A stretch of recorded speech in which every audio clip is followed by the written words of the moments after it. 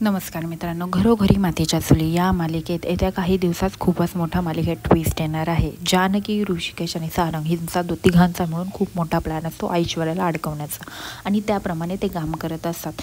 यांचं असं झालेलं असतं, यांनी असा प्लॅन केलेला असतं की सारंगचा ॲक्सिडेंट झालेला आहे आणि त्यात सारंग गेलेला आहे असं हे ऐश्वर्याला भासवून देतात आणि तसं ऐश्वर्याला खरंही वाटतं. ऐश्वर्या तिथे येते आणि म्हणते, सारंग मी तुमच्याशिवाय जगू नाही शकत. सारंग तुम्ही असे कसे मला सोडून जाऊ शकता मधून, असं ऐश्वर्या खोटं खोटं नाटक करते ह्या दोघांपुढे रडायचा. आणि सारंग मेला आहे असं ऐश्वर्याला खात्री पडते. ऐश्वर्या ही बाहेर येते आणि नाचायलाच लागते. म्हणते की कायमचाच रंग उडाला आहे या सारंगचा. बावळट सारंग माझ्या आयुष्यातनं कायमचाच गेला.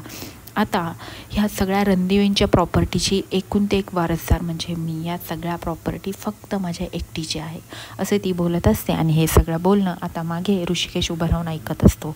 ऋषिकेश पुढे येतो आणि म्हणतो, सारंगने मला सांगितलं होतं की रणदिवेंच्या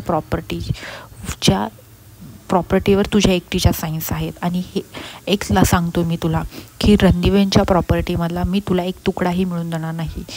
तुझी गाठ माझ्याशी आहे असं ते बोलतो. आणि इकडे जानकी म्हणत असते, आता ऐश्वर्याच्या पापाचा घडा भरला आहे. आता आपण तिच्या प्रत्येक पापाची तिला शिक्षा द्यायची.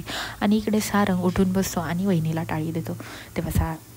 तेव्हा जानकी म्हणते, भाऊजी द्या टाळी असं बोलून त्यांना चाहूल लागते की बाहेरून आता परत ऐश्वर्या इथे येत आहे. तर परत ते सारंगला झोपवतात आणि जानकी तिच्या नाटकामध्ये परत जाते आणि म्हणते, भाऊजी तुमचं असं कसं झालं. तसंच इकडे ऋषिकेश पण रडत असतो आणि हे सगळं बघते ती ऐश्वर्याचा ह्या सगळ्यावर आता विश्वास बसलेला असतो की सारंग खरंच मेलेला आहे.